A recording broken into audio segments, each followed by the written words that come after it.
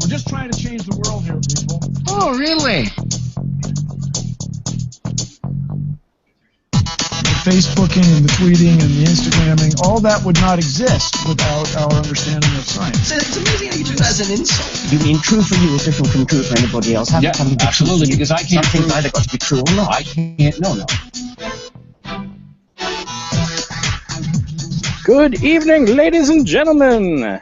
Welcome to ORly Radio Show 65 for Friday, July 3rd, 2015, where we dismantle the current events for your edutainment through mostly irrational conversations that make you go, oh, really? I'm your host, Andy Cowen, with my usual suspect, Michael Robinson. Greetings, sir. How are you? Why, hello there. Hello.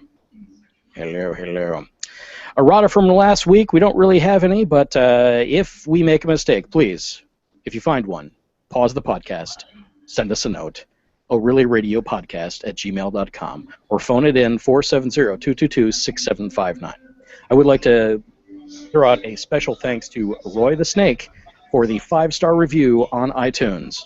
It truly made our day. I mean, really, it was glowing, it was wonderful, and you really gave us all the warm fuzzies. Thank you. I'm still amazed that people are listening. It's really surreal, actually, because, you know, this is what I kind of wanted. I wanted there to be a show where there would be people watching and participating and doing the thing with the stuff. But now that it's actually happening, now I'm I've internalized it. Wow, people are actually listening to the things I'm saying. They're possibly watching now. Is this the real life? Or is this just fantasy? Oh, God, no. You've done it now. Oh, you bastard. Okay. You knew what this was. You knew what this was from the moment you invited me on this show. Yeah, that's true. This is what you get, folks. This is what you get. Okay. We got some quick headlines out there. Asteroid Day, which apparently was June 30th. We are now in July, so oops, we missed it. But it finds a way to... They're trying to find a way to protect our planet, of course, from the inevitable... would-be destruction by interplanetary debris, objects, etc., something or other. Anyway, you can go out and follow the link out from Engadget and see what NASA is actually intending to do. Apparently, they're still considering nuking asteroids as they come in. Well, it makes sense. It's a good use of an otherwise pretty useless piece of technology, the nuclear bomb. We've got a bunch of them. Just sitting around. We do. It's all about, you know, whether or not you close the fist. Then I'm thinking about Armageddon and things like that. Anyway, astronomers say that there may be other universes that are better for life. Sure, why not? Yeah, this is not surprising. It's an interesting thought experiment. That's all it is at this point, is a thought experiment. An even more interesting thought experience is new preliminary evidence points to a universe-ending Big Rip. Now, this one I've not heard before. I've heard the Big Crunch, and I've heard the theory that it's just going to go out like a candle.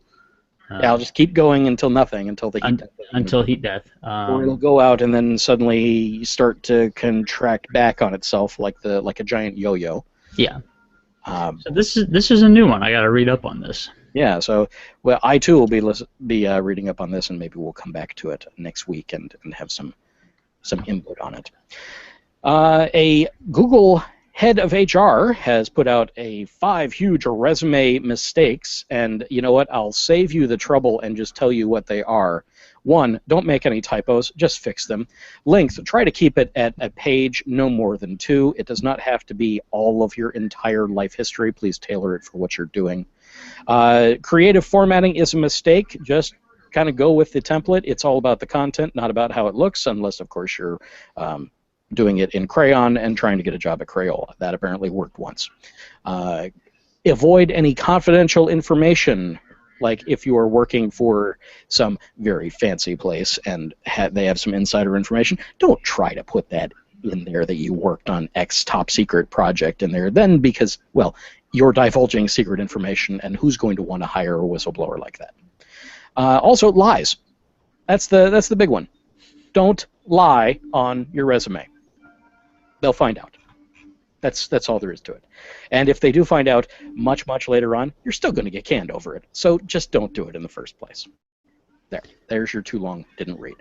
Yeah. All right, Rick Wiles renounces his U.S. American citizenship in response to the marriage equality ruling. And then, well, just out of curiosity, we went out to travel.state.gov to figure out whether or not you can. And, well, yes, you can, in fact, renounce your citizenship, but not while you're still in the United States. You have to appear in person before a U.S. consular or diplomatic officer in a foreign country, normally at a U.S. embassy or consulate, and sign an oath of renunciation. Renunciations do not meet the conditions described above. They have no legal effect. Because of the provisions in Section 349A.5, U.S. citizens cannot effectively renounce their citizenship by mail, through an agent, or while in the United States. In fact, U.S. courts have held certain attempts to renounce U.S. citizenship to be ineffective on a variety of grounds, as discussed below. And you can follow that link in our show notes at orlyradiopodcast.com. Federal judge orders Alabama judges to issue marriage licenses to same-sex couples. This is right out on the heels of several of the judges saying, no, we're not going to do that. Yeah, if your religious convictions prevent you from doing your job, time to get a new job. Get the fuck out. Yeah, and really, other people's happiness, that's what you're hinging your entire career on? Good on you. In fact, there was a story that didn't make the rundown, but apparently all the staff quit on the same day in one particular office. And it's like, wow, that's great. You've just created some job openings. Good on you. So we'll be down for a couple days while we restaff with nice people. Engineers apparently just broke the capacity limit for fiber optic transmissions. What? Yeah. Okay, so basically there is a limit to how much data you can put through a fiber optic cable. Mm-hmm. It's not really it involves that whole speed of light thing through a certain media and how fast you can turn the lasers on and off. And let's see, so where is it? Nikolai Alec of the Qualcomm Institute, the lead author of the paper in Science, today's fiber optic systems are a little like quicksand. With quicksand, the more you struggle, the faster you sink. With fiber optics, after a certain point, the more power you add into the signal, the more distortion you get, in effect preventing a longer reach. Our approach removes this power limit, which in turn extends how far signals can travel in optical fiber without needing a repeater. Ah, okay. So looking at this more closely, the problem seems to be that the more power you put behind it, eventually you get to the point where the signals are interfering with one another. Right. So, and before now, the idea was to avoid interference, whereas now they're prepping the signal before it goes into the cable so that the interference pattern is completely predictable and they can decode it on the other end. That's beautiful. Gorgeous. It's like, it's pre-encryption almost. Yeah. You know what you're going to get at the other end if you know what you put in. Yep. That's a beautiful thing. Very cool. It still seems weird that they're talking about capacity limits when really they're talking about distance limits. So that bears a little bit more thought. Things that bear more thought is BlackBerry's not dead yet. BlackBerry is actually finally coming around to something that they should have done about 5 years ago, and they're actually now producing an Android handheld. And it's going to be a slider model that has a physical keyboard, and it's coming to AT&T. Project Venice is what it is. So take a look at that out there. It really looks really sweet. Nice, solid design, which is one of BlackBerry's hallmarks. And, of course, they've got the keyboard, which I was a BlackBerry addict. I loved it. It was great. I could crank out emails on that thing like nothing. Beautiful. But I got used to it. So, all right. Google's GG1, Google Glass 1, teases a new version of Google Glass. So that's also not dead. Dr. Dre will debut Beats Radio 1, or Beats 1, yeah, it's just Beats 1 radio show on Apple Music tomorrow, July 4th. Okay. If you're into that kind of thing with the Apple Music and the curation, things like that. I don't know. Good on you if you are. And now, a word from the Guerrilla Skepticism on Wikipedia project.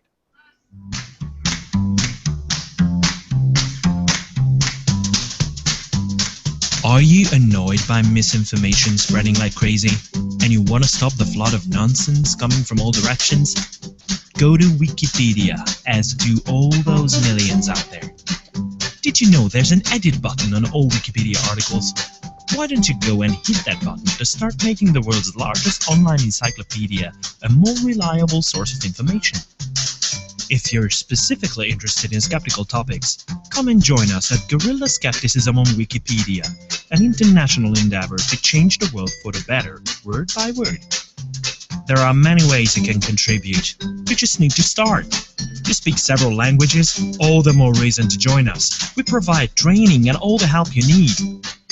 If you want to make a change, there's a nice community waiting for you out there. Contact us at gsowteam@gmail.com, visit our website, that's guerrillaskeptics.com, or check out the Guerrilla Skepticism on Wikipedia Facebook page.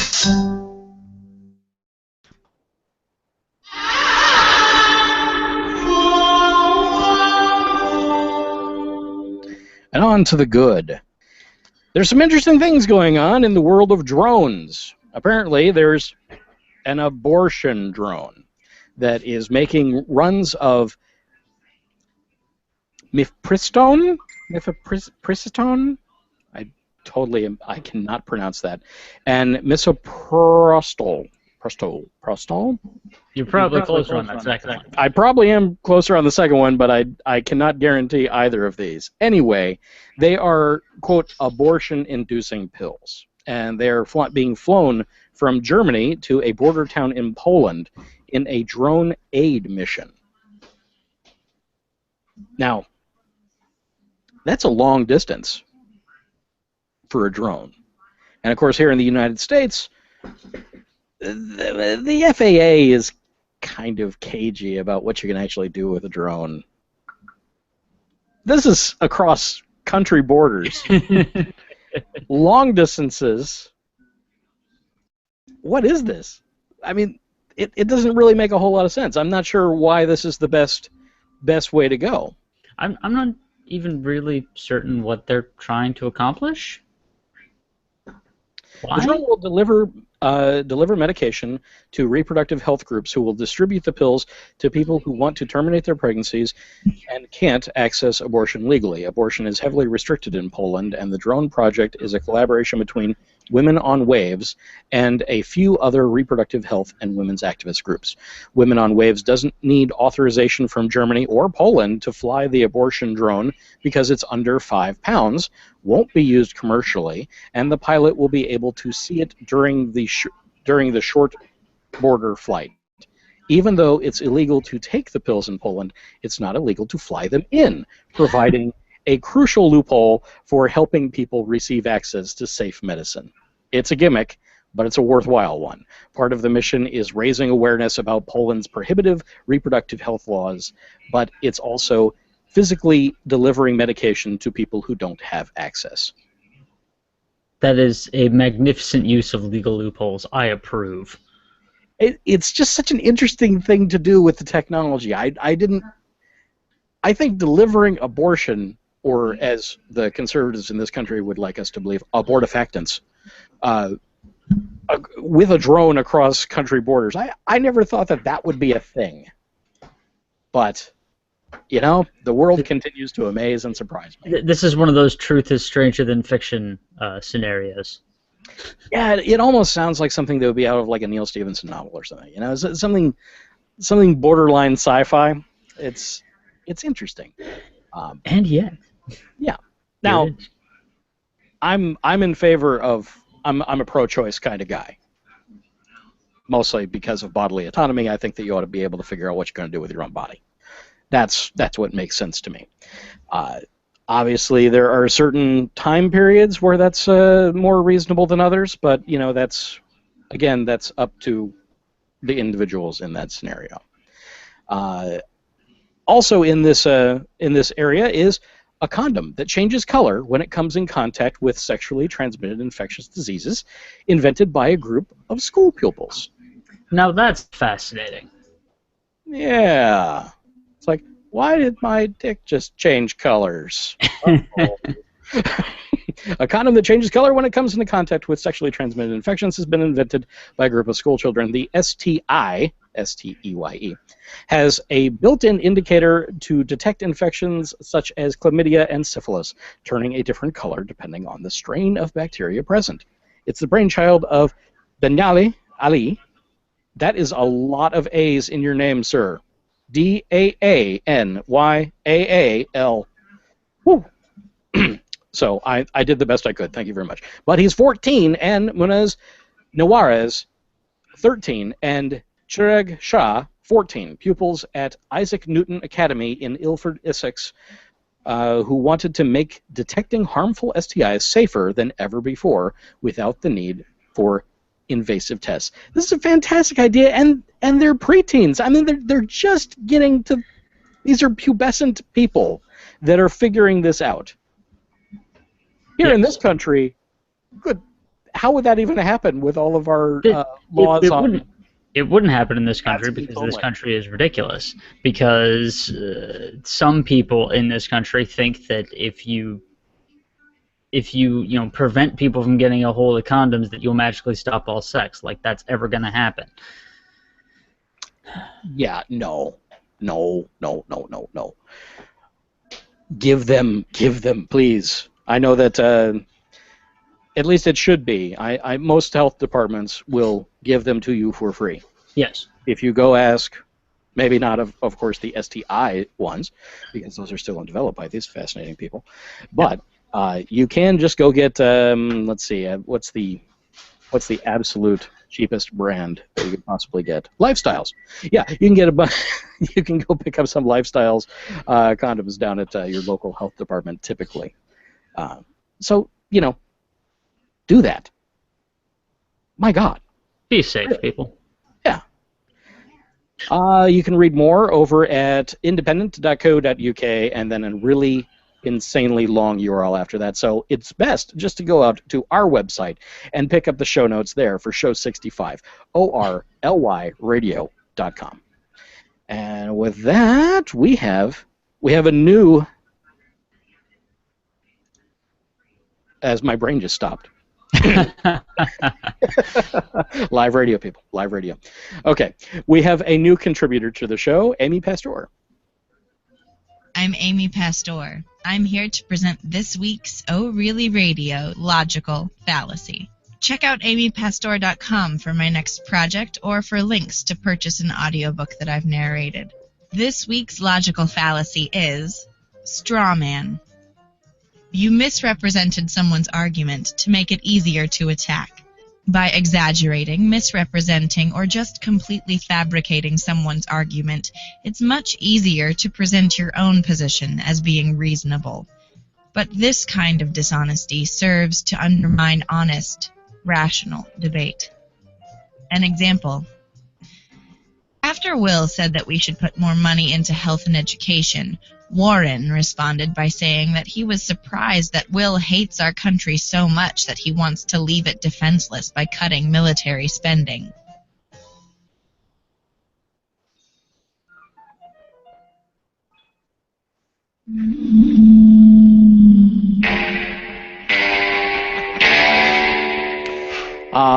Thank you very much, Amy. Thank you. And you can find her links because her last name is spelled a little bit differently. It's P-A-S-T-O-O-R. So amypastor.com, A-M-Y-P-A-S-T-O-O-R.com. You can find that in the show notes as well. Now, back into the bad here. I'm not even really sure what to think about this, but it just reeks of a bad sci-fi novel. The company Real Doll, they've invested in AI for their future sex bots so that they will move and talk dirty.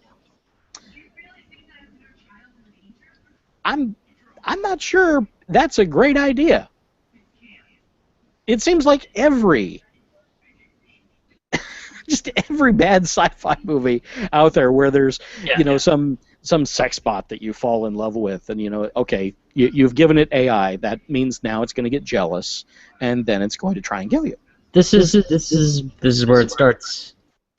Yeah. Do we not remember what was her name in Blade Runner? Which one? Pris. Yes, her. Pris. Look how that turned out. Very badly. Yeah. And if you actually read Do Androids Dream of Electric Sheep, Rachel was not so good either. No spoilers, though. No spoilers.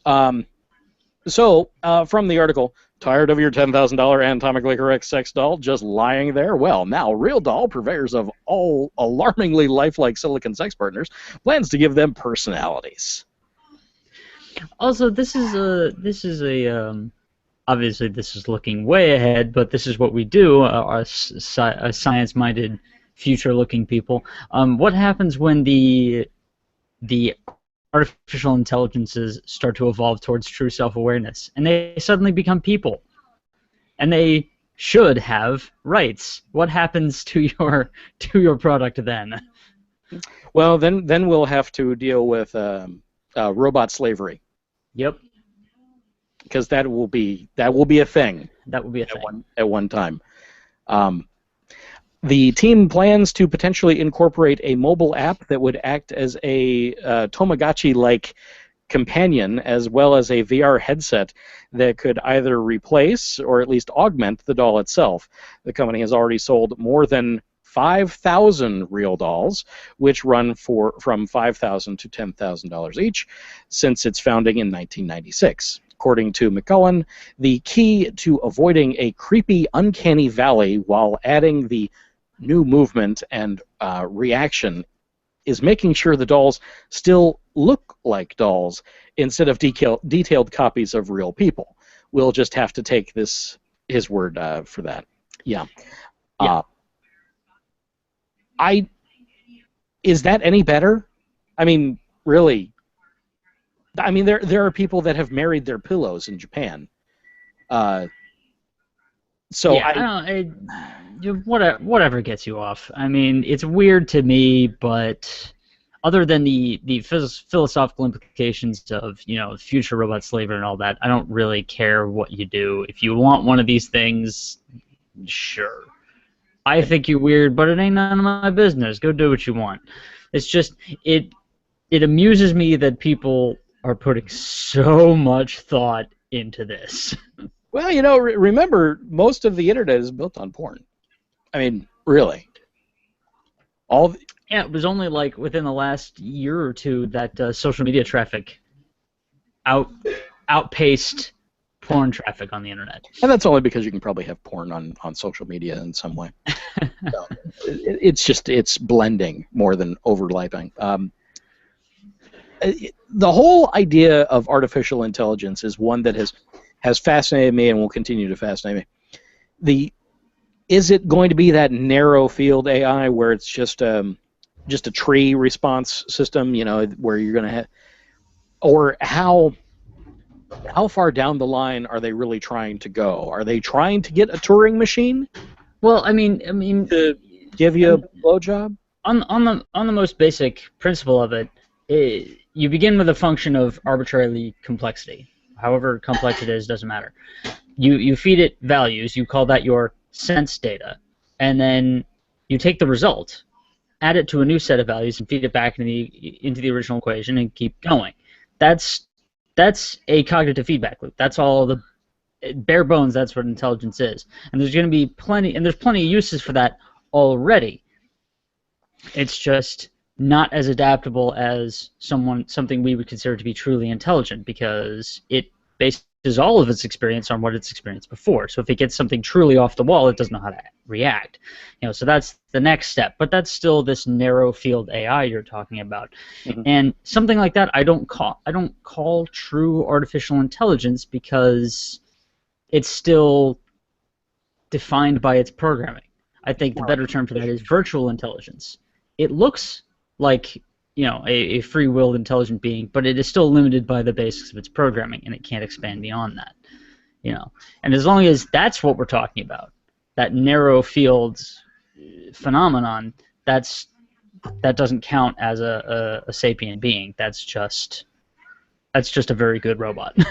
Yeah, the apparently Realdoll themselves were not the ones that were able to go this far. So they've actually contracted with a team from Hanson Robotics for the project dubbed Realbotics.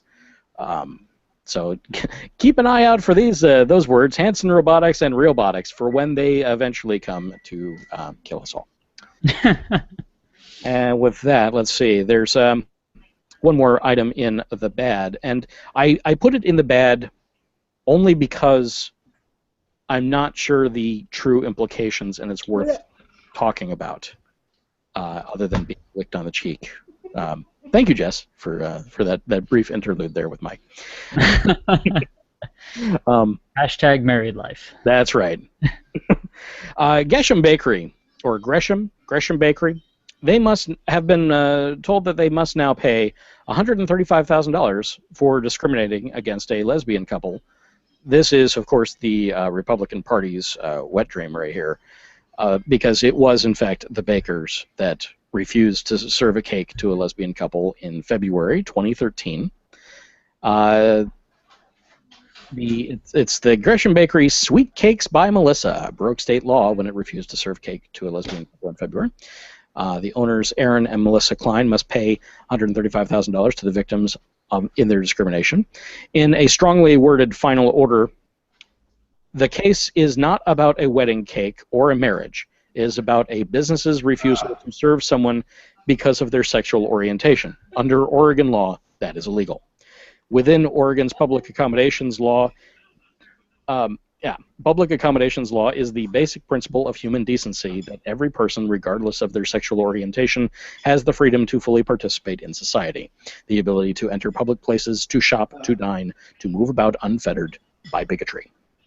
I only wanted to. I'm a huge LGBT supporter. I'm an ally.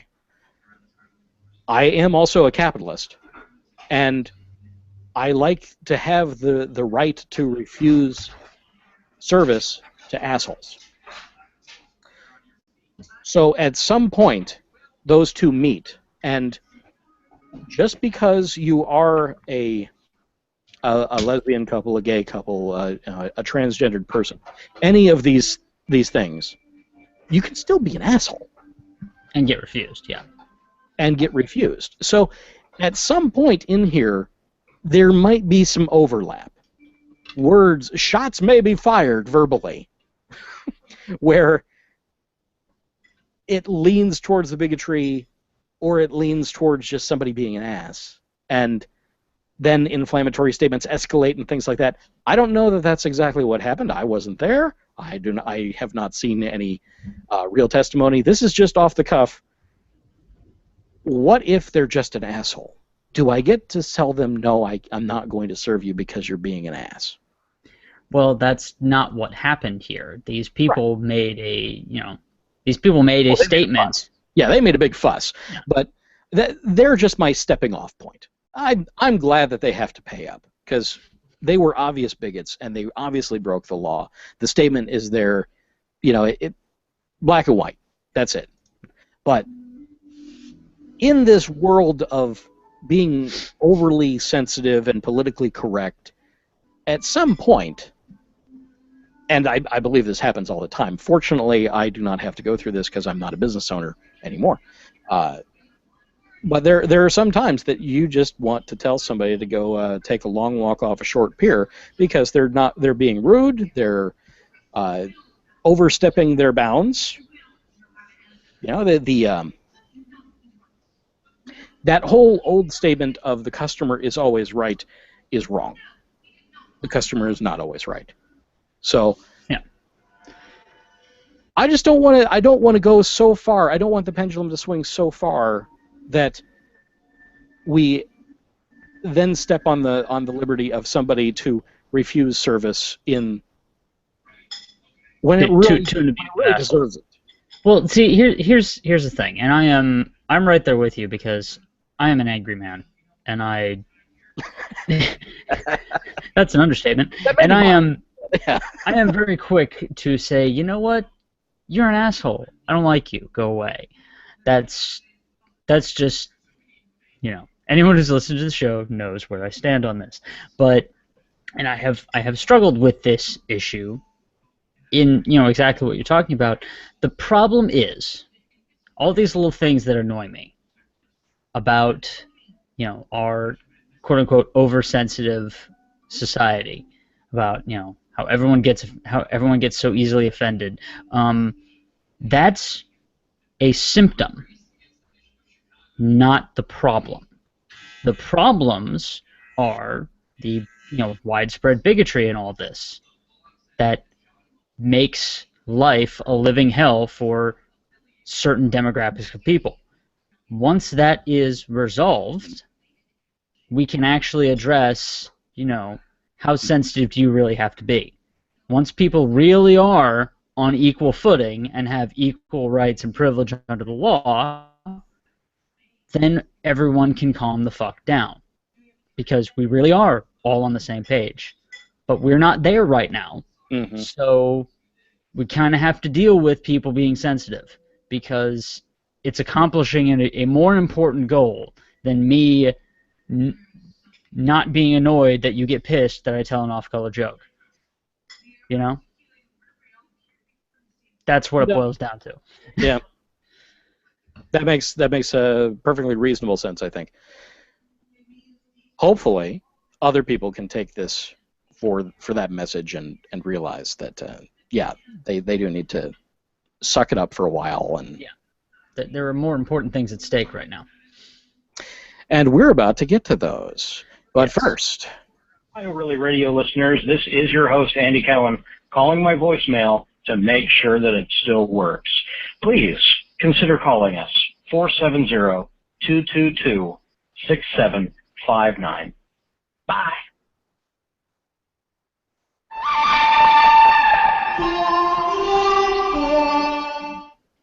And now the ugly. The Supreme Court of the United States has been in the news a great deal lately with all of their rulings that they've come out with. And, of course, they're not going to be in service again until the fall. Now, the SCOTUS came out with one of their decisions that I cannot disagree with more. The SCOTUS has said that power plants basically have the right to pollute. EPA interpreted Section 7412N-1-A unreasonably when it deemed cost irrelevant to the decision to regulate power plants. PP 5-15A, agency action is unlawful if it does not rest on a consideration of the relevant factors. Motor Vehicle Manufacturers Association of the United States, Inc. versus State Farm Mutual Automobiles Insurance Company, and lots of more legalese. There's a whole bunch of people there, which directs courts to accept an agency's responsible resolution of an ambiguity in its... Oh, jeez, this is just such horrible stuff. So we'll go back to an easier statement. Okay. EPA must consider cost, including cost of compliance, before deciding whether regulation is appropriate and necessary. It will be up to the agency to decide, as always, within the limits of reasonable interpretation, how to account for cost. So there you have it. The court has said if corporations are unwilling to pay to minimize damage to the environment and to the health of the people, it is far more important than preserving the planet. No. Wrong. And I can use this obviously reeks of conservative dickbaggery, and I can turn their own dickbaggery right around on them, because they have ruled that corporations are people, right? Which is bullshit in and of itself. But they've ruled that corporations are people. Well, it is not legal for a person to, for example, smoke a cigarette right in someone's face because it could get them sick from secondhand exposure. That's not allowed. There's all sorts of rules and regulations governing where a private citizen can smoke. Because, what you want to do to your own lungs, that's your business. You want to smoke like a chimney until you die of lung cancer, that's your business. I don't give a damn. I was a smoker myself. I found a reason to quit. I am no longer a smoker, but that is neither here nor there. The instant you start harming someone else's health, then it becomes a problem under the law. So if corporations are people, then they should be held to the same standard. And pollution doesn't just hurt the guy standing next to you, it hurts millions of people.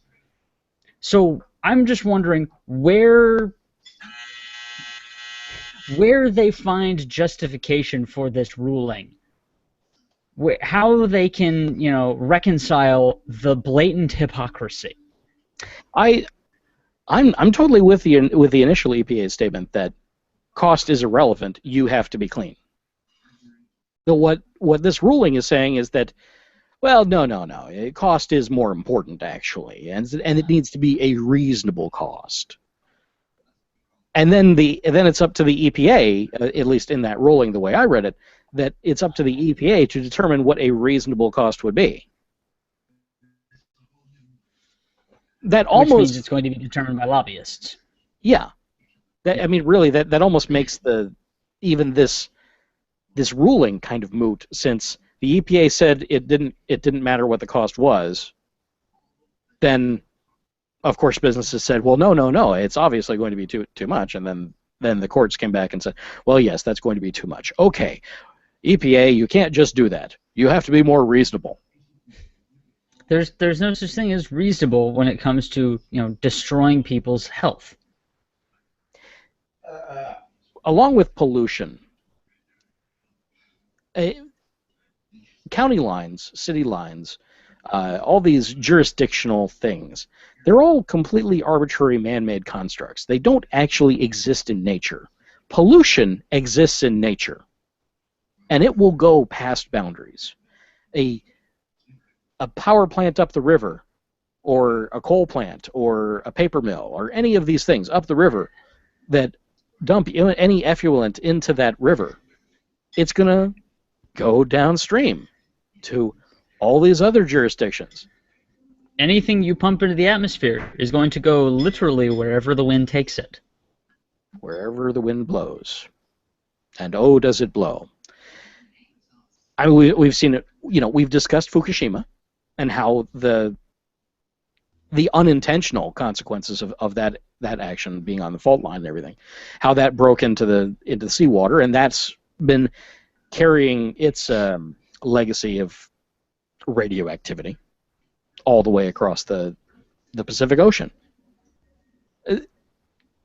Borders are arbitrary. That there's no border guard saying, no, pollutants, you can't come in.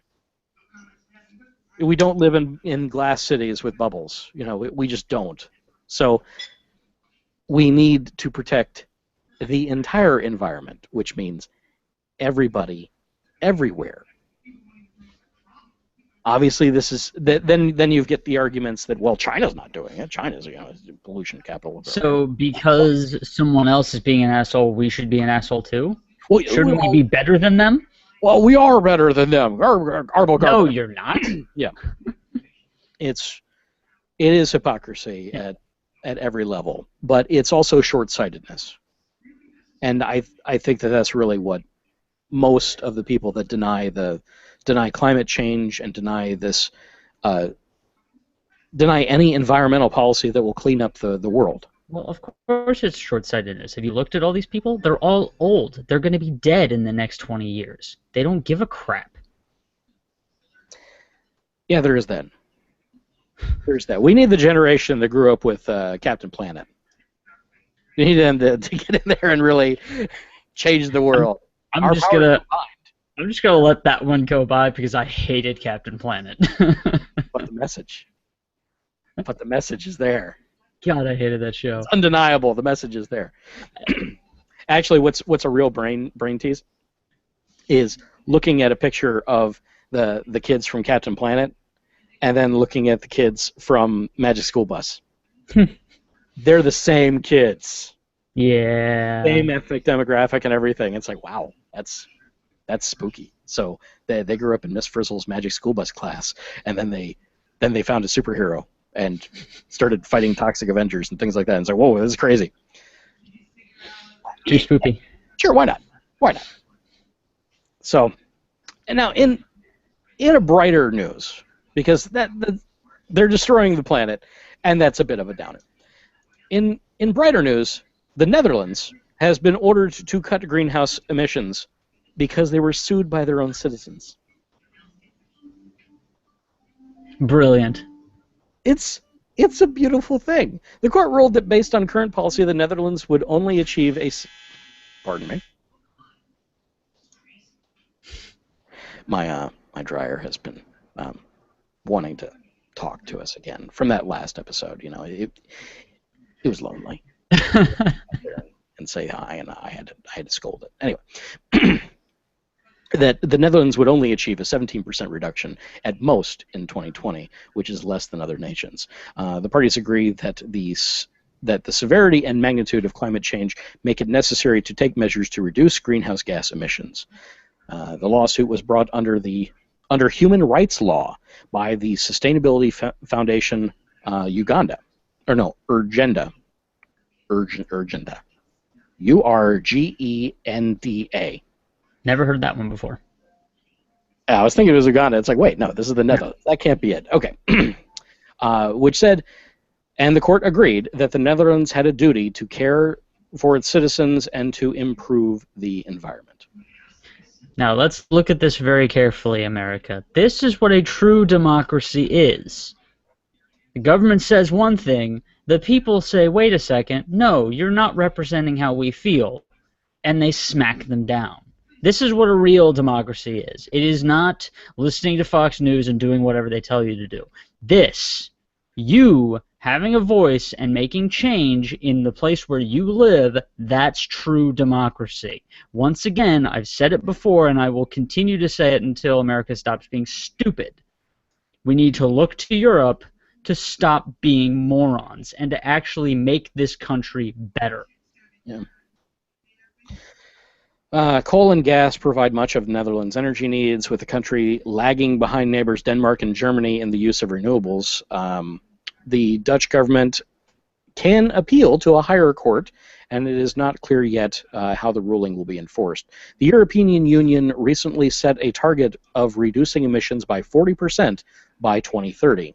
A major conference on climate change is due later this year, with negotiators aiming to strike a global deal limiting temperature increases to no more than 2 degrees over pre-industrial levels. Wow. 2 degrees over pre-industrial levels. I don't see how that's even possible. Yeah, I think that's a little off, because, again, and I'm pretty certain this is done more by politicians than by scientists. We're coming out of an ice age, as anyone who has studied this thing will tell you. The planet is getting warmer. The point of containing our emissions is not to prevent the planet from getting warmer. It's to prevent the planet from getting too warm too fast. Yeah. You know. Because if that happens, then you get what I would like to refer to as a cascade failure. Yes. And we've already gone past that tipping point that climate scientists have put out there, which is bad that we had to get to it, go past it, and then go past it some more before we ever really started talking about it. Well, there were several sort of benchmarks in environmental science. The next big one, and in fact, it's arguably the biggest one, at least from what I've seen among scientists, is that none of the other tipping points really count until the salinity shift happens in the ocean. Because when the salinity shift happens, when we finally hit that critical mass of seawater where the salinity levels pass, I don't even know what the number is, but there's a certain number.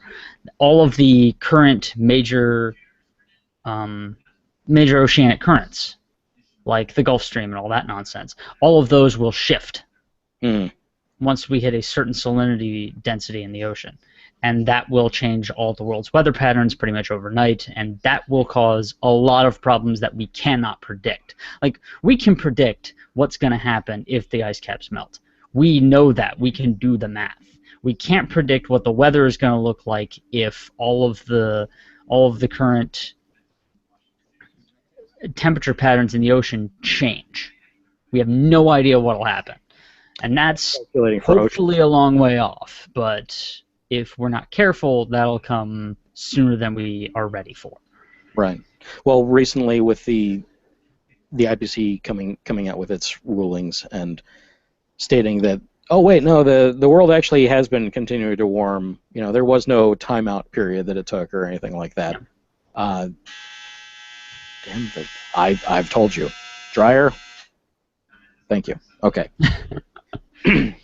Talking to the dryer. I have talking with that. Maybe with a pair of wire clippers. Bye-bye, buzzer. As I figure out where that is. With the world continuing to warm, where was the temperature going? That was the biggest thing. Why isn't it getting as warm as we thought? Well, that ended up being a pretty simple answer. The oceans were getting warmer. Way down deep. Yeah. Because there's thermal layers. So down to a certain level, you'll have one temperature, and it'll gradually get there, and then there'll be a stark difference right at that level where it'll just get really cold. Yeah. That line has been going down further and further and further.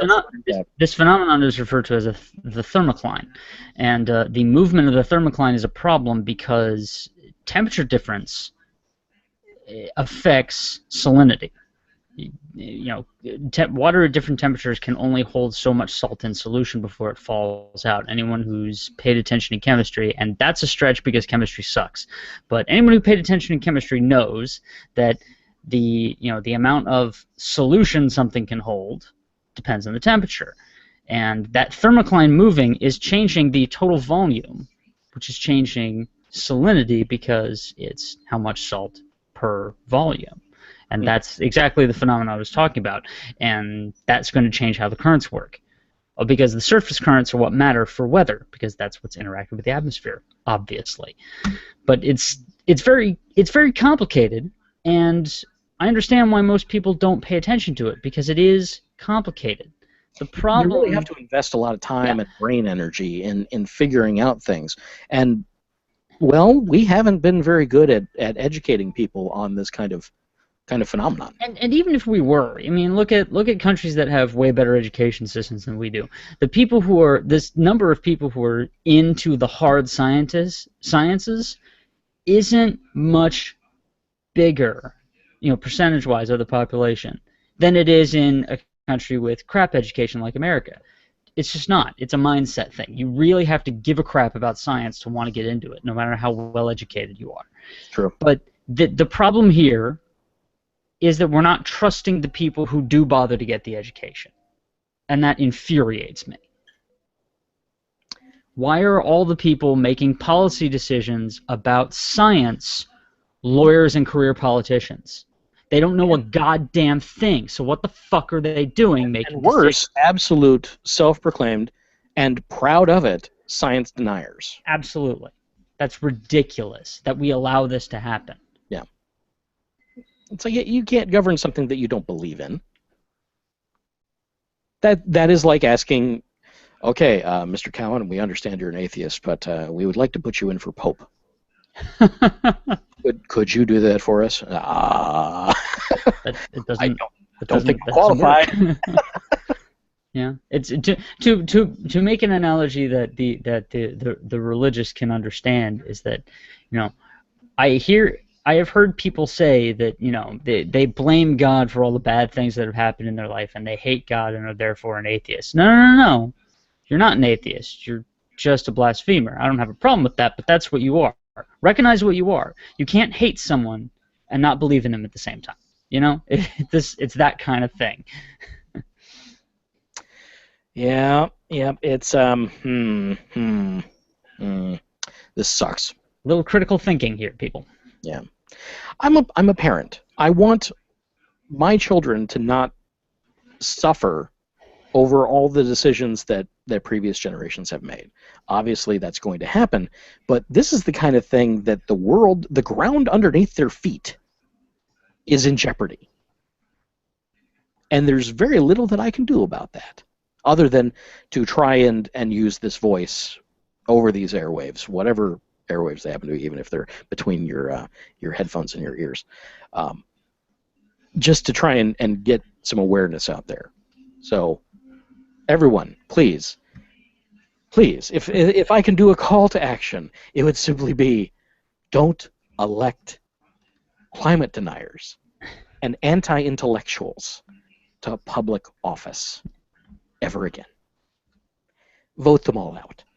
Look at their voting record. Look at what they're doing, and stop voting against your best interests, because you have been for a really long time. And you need to stop. This is an intervention. You need to stop. And the first thing to change is yourself. So, with that little bit. So, entertainment reviews and nitpicks. I don't really have anything other than, hey, guess what? It's the 4th of July here in the United States. That means it's our Independence Day. And I would like everyone to be aware that we have an awful lot of servicemen that have come home. And because they have been fighting the constant wars against East Asia, Eurasia, and all that, because of that, they have this little thing known as PTSD. And there's a really good chance that fireworks could have a really detrimental effect on them. Yeah, now let's talk about PTSD for a second, because I am a serviceman, and I was not in the sandbox, but I have been in some life or death situations. A main steam leak will kill you just as quickly as a bomb going off right next to you. I worked in engineering, so it was a very different environment, but you're still dealing with things that can kill you, and you still learn. We all learn the same kind of coping mechanisms, and we get the same training to shut our higher brains down and just react to these problems as they occur, because you don't have time to think. And that's the thing here, from what I understand, from what I've seen, and from what I've been told from other people who have experienced it with PTSD, is their conscious brain is being shut down by panic and programming. It's a little bit of both. There's trauma there, and it has done damage, and they have training there at the same time, which is trying to protect them. And those two come into conflict, and it causes problems. Here's the thing that I have understood and been told by sufferers, and obviously not all sufferers are the same, but this seems to be true of pretty much any kind of mental condition, and it applies to PTSD as well. It's about the support network. Understanding what they're going through, and when you are around them, having slow movements and speaking very deliberately, and approaching them carefully, can get them to come back out of that shell that they're retreating into, because these people know what's going on. Many cases, they know it when it's happening, and they simply have no control over themselves. But you, being a good friend and a good supporter, can stop that from ever happening. And it is as simple as recognizing that they're falling into this state. And if anyone and anyone who's ever seen it before knows what it looks like, because they get that fucking 1,000-yard stare, and they are suddenly a completely different person, like a light switch going off. It's as simple as saying, hey, go inside, sit down, take a minute.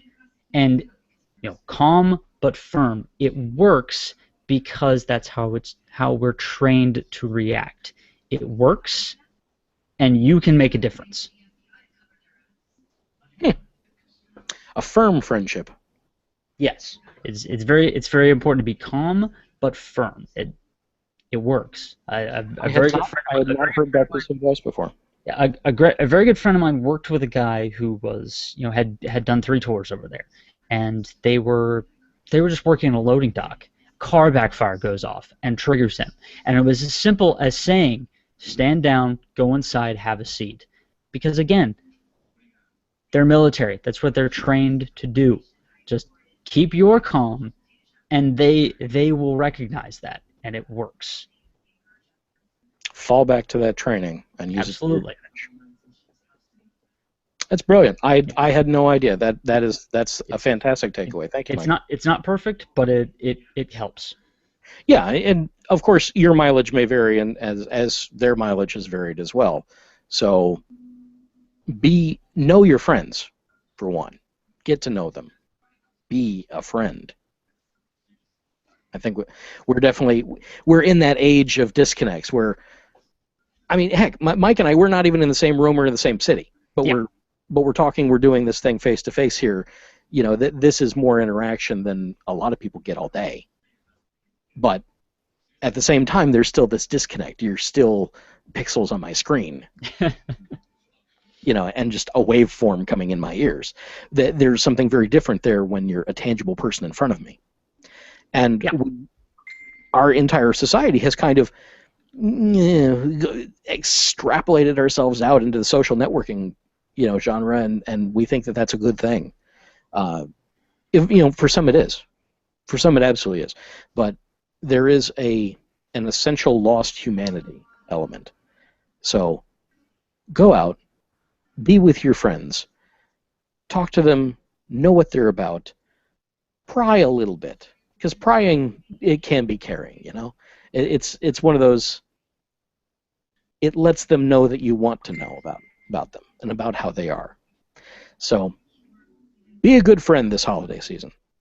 That's pretty much my advice to you, and that is my pick. Mike, do you have anything else? I don't think I have anything at this time. And with that, ladies and gentlemen, we're going to wrap the show. Just an hour. Don't blow yourselves up this week. Have a good one. Bye-bye.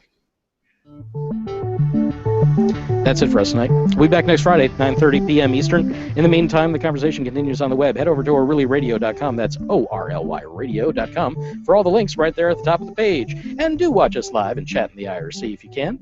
If you've liked what we've done here, you can help keep the lights on. Follow the Help Us link on our webpage, and that'll take you over to patreon.com. That's patreon.com/Cowen, C-O-W-E-N, that's me. And if that's too rich for you to contribute some of your hard-earned cash, you can contribute some of your hard-earned neurons and brain cells with topic ideas, corrections, advertising offers, unclaimed lottery tickets, hate mail, and unsolicited advice by emailing us at orlyradiopodcast@gmail.com.